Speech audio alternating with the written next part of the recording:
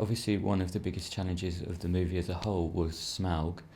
What did you think when you saw him on the big screen? He's much, much bigger than even I was assuming he was going to be. Much, much bigger. And rightly so. I'm glad that he's that big, because I think he needs to be a real threat. You know, he can't just be as a dragon. He has to be an enormous beast of a creature, and so he is. He absolutely, Peter's delivered a brilliant animal that can terrify and annihilate. It was one of those movie moments for me that I think is very hard to repeat.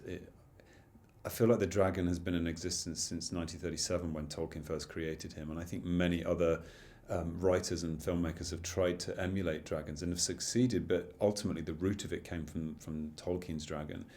And I feel that there was honour made to his early sketches. He just looks how I imagined him. He looks like a serpent, and it's magnificent and terrifying and beautiful, and I think it's such a treat for the audience to see that in this film. It was quite similar, but just even more impressive, to be honest. They'd shown me previews of what Smaug was going to look like, what they wanted Smaug to look like, and they'd played me about 30 seconds of what Ben's initial Smaug vocal take was on it. But of course, once that's been enhanced, atomically, so he's got this subwoofer thing coming through his voice, and obviously Ben doesn't really look like Smaug very much, By the time it's finished, it's incredible. Yeah, I was really, really impressed with it. I'm always impressed with what they do digitally. Do you know what I mean?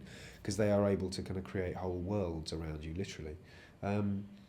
But that I thought works fantastically well, because it wasn't just a visual spectacle thing. It was also character. There is real peril there, and there are high stakes. The thing about Pete is the way that he shoots. It's like with King Kong. When that ape's hand comes down right into to the full frame of the shot. It's like, who does that? And then Naomi Watts gets into his hand.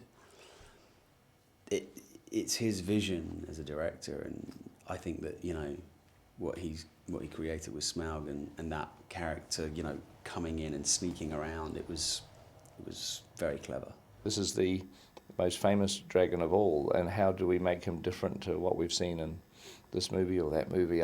It was difficult, and I relied on two things really. One was the size of the dragon. I thought, well, what would be truly scary is this thing is just enormous. At the very beginning, I said, let's have let's make his head the size of a bus, and then his body will just be whatever it is. It's good, but that's the sort of scale that I had in my mind, because I thought that would be genuinely scary. And then the other part of the equation is his personality. He is a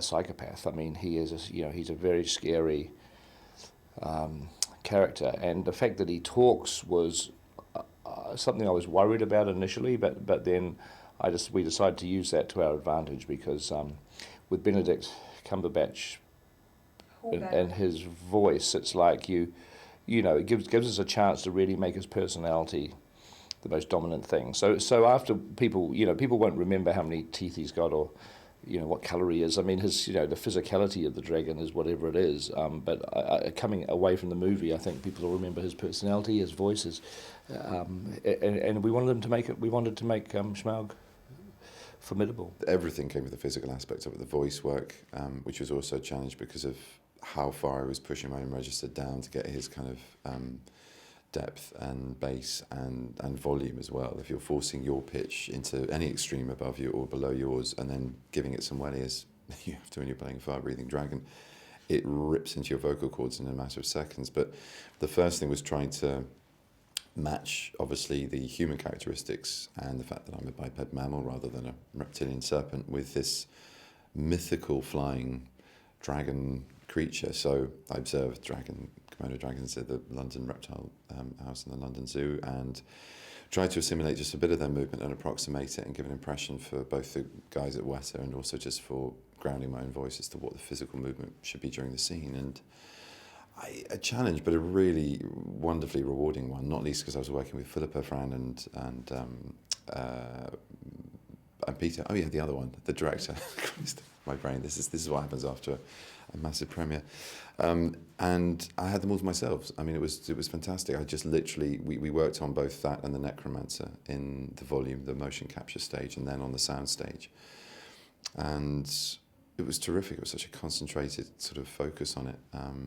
I felt really supported. So yeah, challenging, but really, really rewarding as well.